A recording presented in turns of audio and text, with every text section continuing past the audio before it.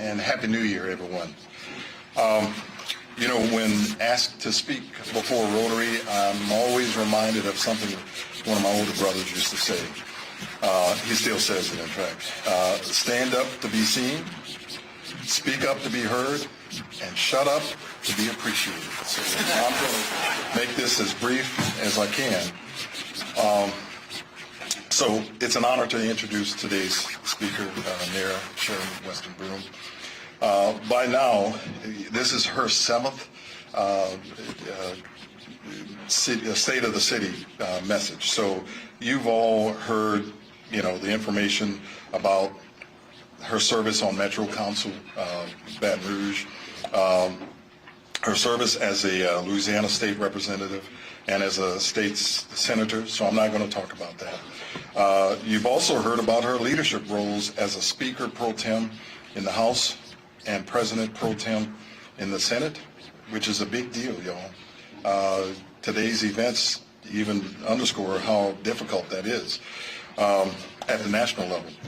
So what is it can I say about our Mayor President? Well, first, I'd just like to share something that you may not know, and that is, you know, with a BA in Mass Communications and an MA in Communications, it should come as no surprise that Mayor Broome loves to write.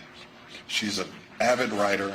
She writes most of her speeches. She is really hands-on when it comes to communicating her messages. She values and respects the power of words.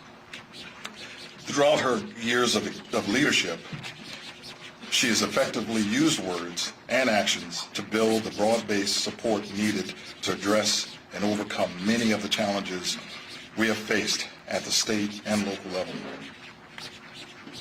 I'm reminded of the Alton Sterling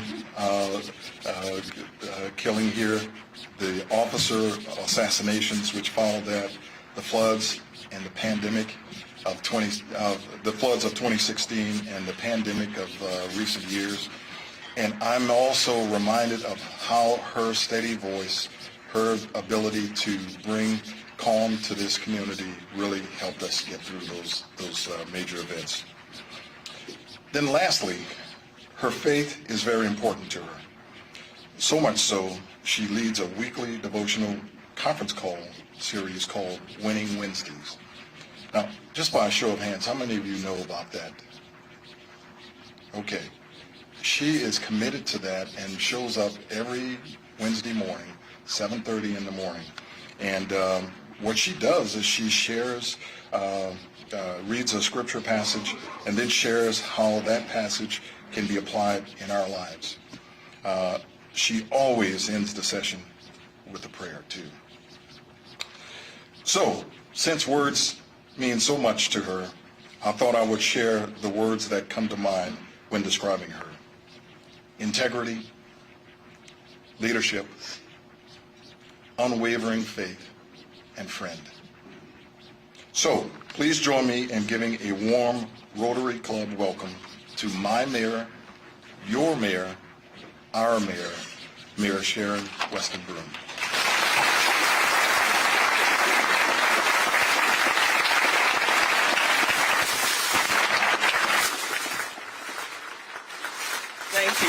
Thank you all are so kind, and thank you, George, for those words that you shared.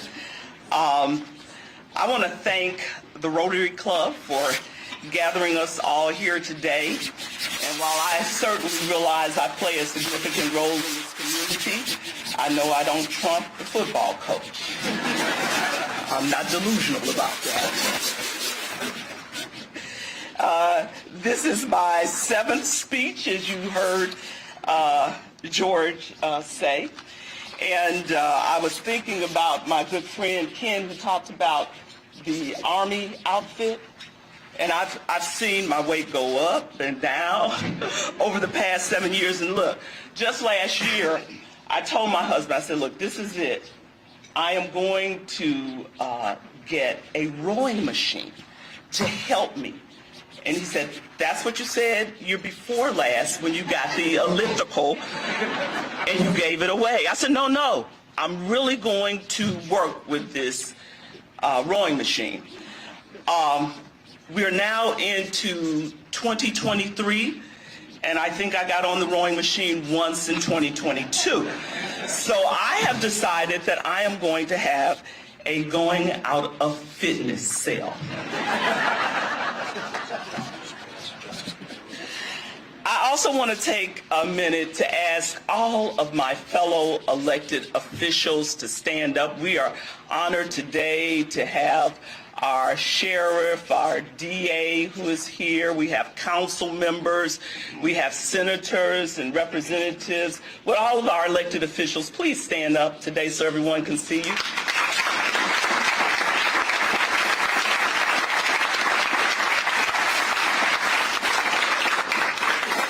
Listen, I honor you as I serve with you because, listen, I know that public service is not for the faint of heart. And I thank each and every one of you for what you do and for being here today. And, of course, I am so fortunate to have my husband here today, Marvin Broome, and my granddaughter, Sydney, who is here from college, from Howard University for the holidays, and my biggest cheerleaders and supporters. I have to have them in the room, and so glad they're here today. I am so blessed to have a great team of public servants that work for city-parish government. You know, we have approximately 4,500 public servants, people who work for city-parish government, and they literally work in the trenches. They clean canals, they cut grass, they apprehend criminals, they put out fires, they rebuild streets, and they do so much more. And that's why many of them are not here today, because they're working for you. But let's celebrate our city-parish workers, please, today.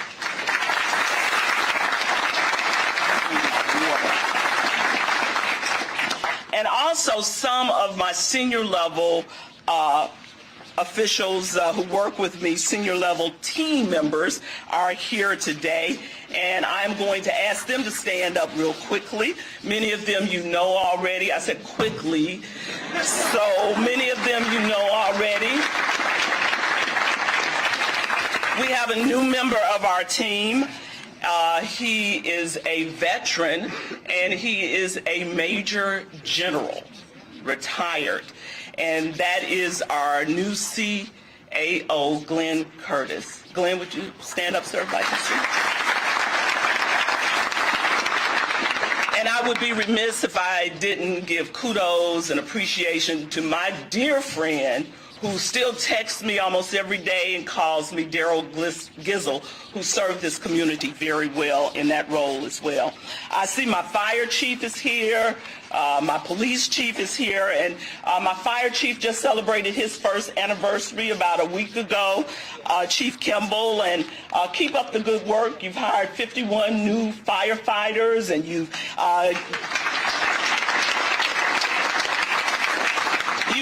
reduced our response time by 30%. Your job looks really secure. And so I decided to provide you all today, because I know I only have a short amount of time, with a comprehensive review of 2022 in a handout. And so please take it home, review it, and feel free to reach out to me if you have any questions. Now, this is also online because we could, I'm very frugal, Richard, very frugal. So I only had 250 made. And I don't know how many people are here today, but hopefully you get one. If not, it is online as well.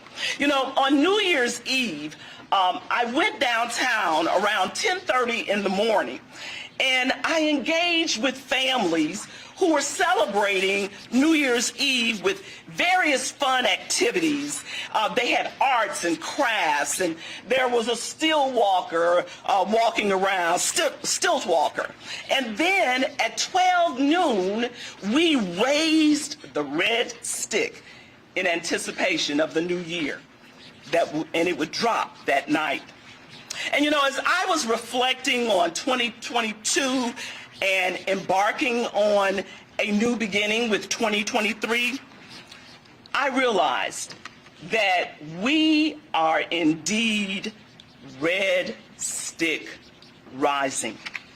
You know, some people may believe that our community is losing people and not attracting bright minds and new families. But according to the BRAC report, and contrary to many opinions, the data shows, and I believe in data, shows that people are moving to Baton Rouge at a rapid pace. The 2021 data revealed in 2022 shows that more people moved into Baton Rouge than out. And according to BRAC, that's about 25 people a day making Red Stick their home. If you look in this book, you see we had a positive net migration in 2022. And so what does population growth mean? It means economic growth. Businesses are attracted to the Baton Rouge region. Just ask Dan Burrell, the founder and executive chairman of Burrell Aviation.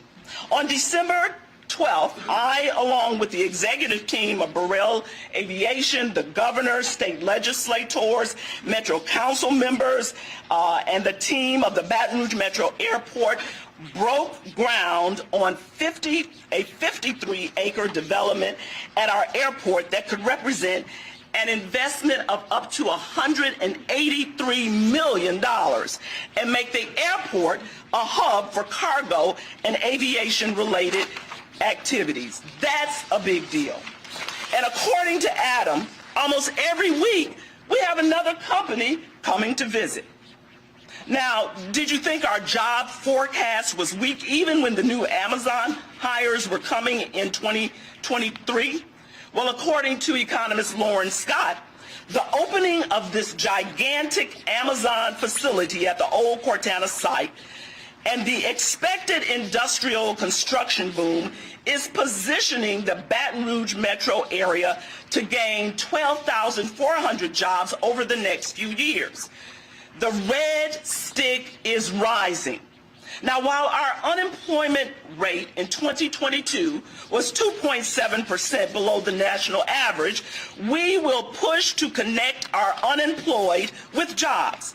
So we have launched a $1.8 million partnership with the Baton Rouge Area Chamber and Visit Baton Rouge to connect our unemployed with jobs through initiatives which help prepare potential employees with career training and also focusing on a youth internship initiative providing entry-level opportunities for high school and college students and initiating a national recruitment of tourists and talent. You know, equity and inclusion has always been a pillar of my administration. It is directly connected to communities that thrive and prosper and community economic development. So in 2022, we launched our Office of Supplier Diversity to increase competition by helping small businesses owned by women, minorities, and veterans. The goal is to increase city-parish contract diversity to 25%. So, as you can see, our economy is strong and rising. But let me just say this. In order to be a city that's on the rise, that people want to continue to migrate to, that businesses are attracted to, we have to be a safe city. Now, when people ask you, when your neighbors ask you, what is the city doing about crime? I want you to tell them this. We're hiring more law enforcement officers, specifically more police officers, and paying them higher wages. Tell them we're attacking violence at its roots by helping our youth and families find better paths in life. Tell them we're prioritizing mental health and policing our streets with real-time technology. Tell them we've invested $33 million of ARP money on the public safety front, including pay raises for police personnel training, pay raises that are 13% over the last 2 years. We've given pay raises for police that total 13% over the last 2 years. We've given $10,000, $10,000 to $15,000 towards recruitment bonuses. And this will continue to keep our pay for officers competitive and reward their dedication. We've given $8 million to purchase approximately 220 new police units and equip them. We've put funding to strengthen our intelligence and technology, like upgrades to the capacity of the Real-Time Crime Center software and hardware. And the list goes on and on. We're adding more license plate readers and our community camera share program, Connect Blue. We realize that perception is reality, and the fact is that Baton Rouge will not tolerate crime of any magnitude. When people say we can do more, I say yes, we can do more, and we will always continue to do more to reduce crime in our community. However, what I think we are not doing enough of is working together in the same direction. And that is the story that everyone needs to hear and everyone needs to share. In November of 2022, East Baton Rouge Parish launched the Public Safety Partnership, a multi-dimensional collaboration including all our federal, state, and local law enforcement agencies in East Baton Rouge. Our DA, our sheriff, our police chief, and others are part of this team. It also includes the U.S. Attorney's Office, our Safe, Hopeful, and Healthy program, and the Mayor's Office. Now, these are the 4 goals because this is a plan that will be effective. We want to first increase investments in community partnerships, outreach, and engagement that focuses on reducing gun violence. Secondly, we are prioritizing gun crimes and high-risk offenders when prosecuting criminal cases, both in district and federal court. We're addressing blight and infrastructure that contributes to gun violence in neighborhoods. And we're identifying and focusing law enforcement resources on violent individuals and locations. We do this by utilizing data, technology, intelligence sharing, and proactive policing. In 2022, I read a Time magazine article that said violent crime in the U.S. is surging, but we know what to do about it. The authors stated, unfortunately, we've learned over time that no single strategy, whether led by police or community members, can stem violence all by itself. While certain anti-violence programs can succeed in isolation, violence citywide typically remains stubbornly high because no intervention is strong enough to resolve it on its own.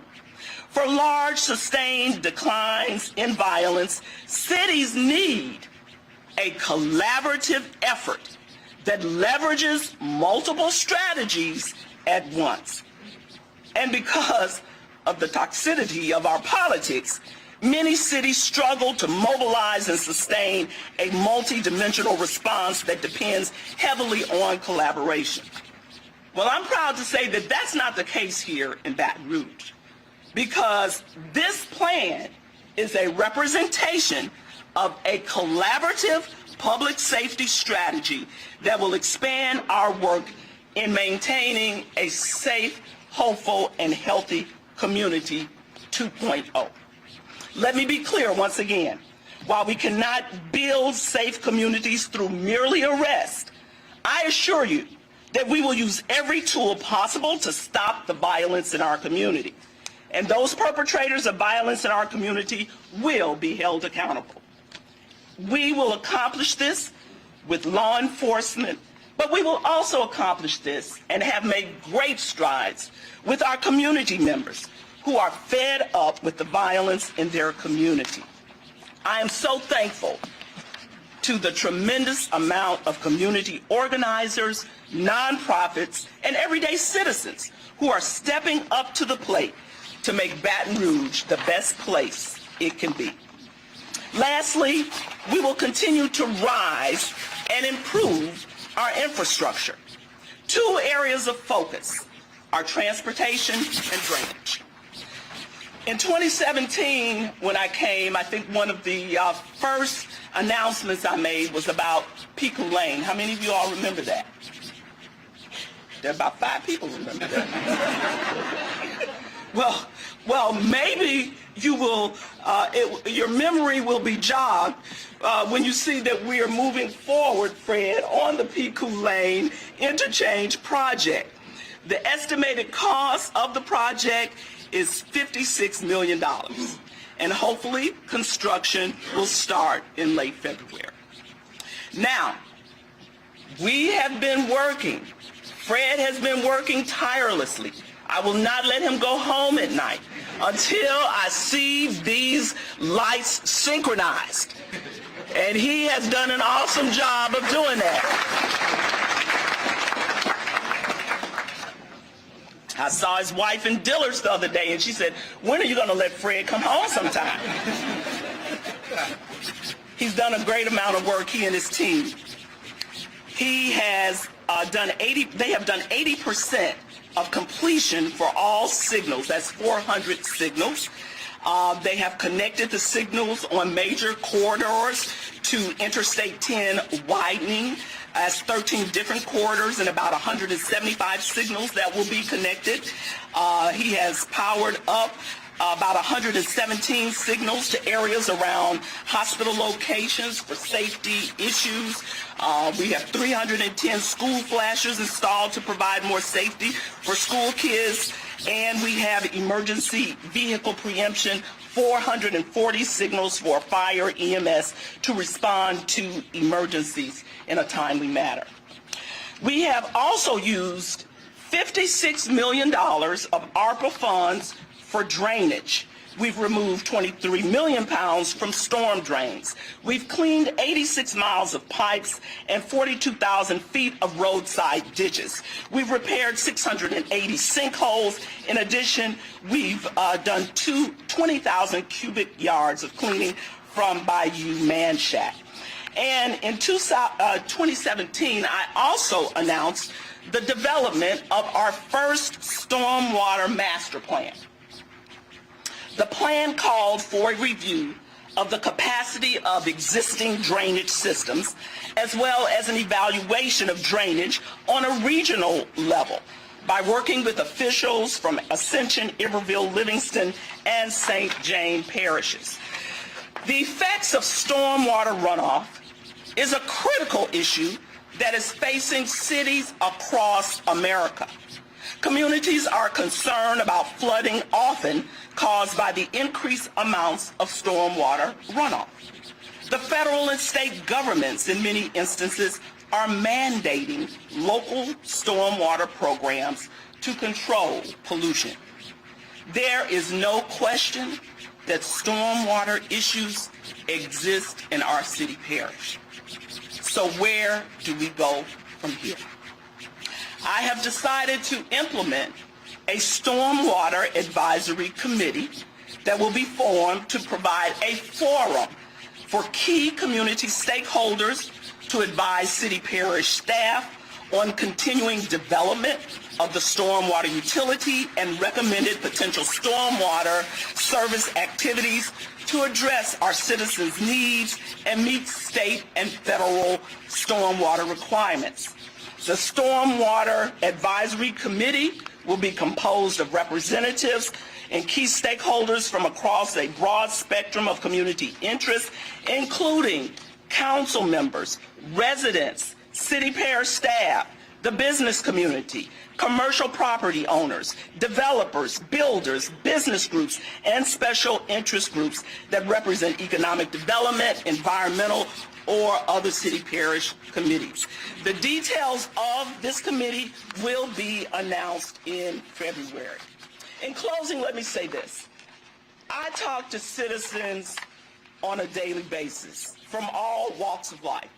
Whether I'm at the grocery store, whether I am coming from church, leaving church, and while they may acknowledge the challenges that we face, I have to tell you that I am surprisingly fulfilled when I hear them talk more about the progress that we're making, and when I hear their optimism about the future. Because I believe that they too see us as Red Stick Rising. Rising to impact litter through our Brighten Up Baton Rouge initiative. Rising to eliminate blight with a dedication of $4.5 million. Rising to do vigorous work on Plank Road and the Florida Corridor projects. Rising to welcome the film industry back to Baton Rouge with more productions like Disney's National Treasure, which spent more than $50 million in Baton Rouge and more than $17 million on the Louisiana payroll.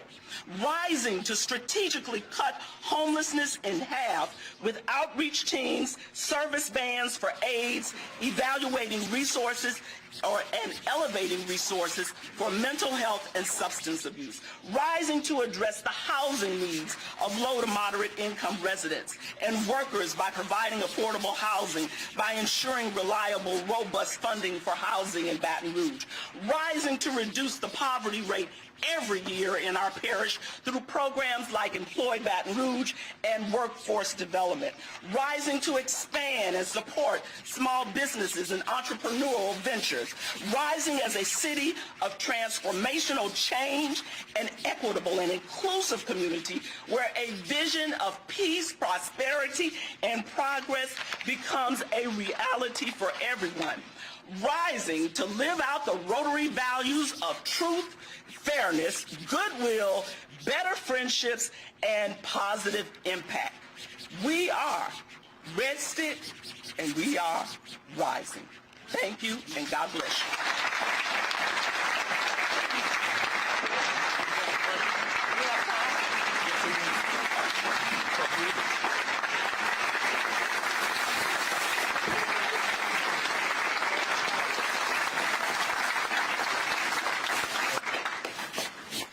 Well, they tell me I have a chance for 2 questions. Thank you very much. Oh, I'm sorry. Yeah, you talked about the signal synchronization on the street. I was wondering what sort of forecast for the potential traffic problems may occur around Amazon and Caroline and Florida Boulevard. That's a very good question. And while certainly Fred is the expert on that, he and I have talked. And I do know, you heard me mention the I-10 corridor, because we do know that the state is going to be doing some major road work. So that is why our synchronization in those areas is being emphasized. And I would also, based on knowing Fred Rayford, say that those areas that the gentleman mentioned are also part of our 2023 plan. Yes, ma'am, that's correct. There you have it.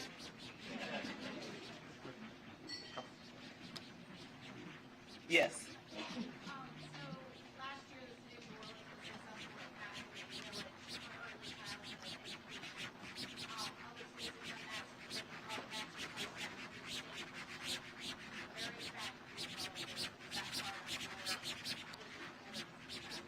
Well, you're sitting next to one of my mentors on that issue right there.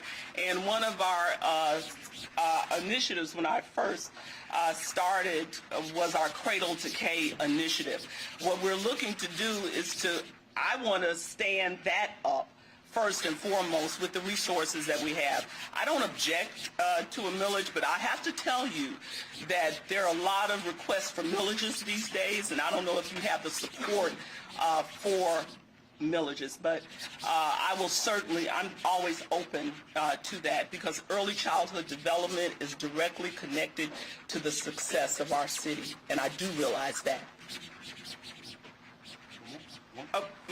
Marvin, I'm sorry. Not this Marvin, but that Marvin. That's a good one.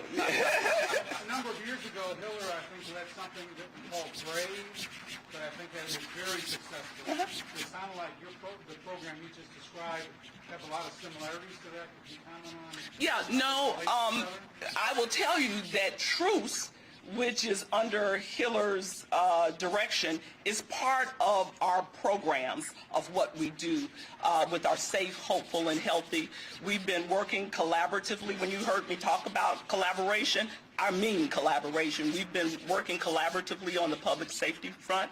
We've been helping and assisting Truce receive grants because of our federal partners. So Truce is part of the equation of what we do for our Safe, Hopeful, and Healthy initiative.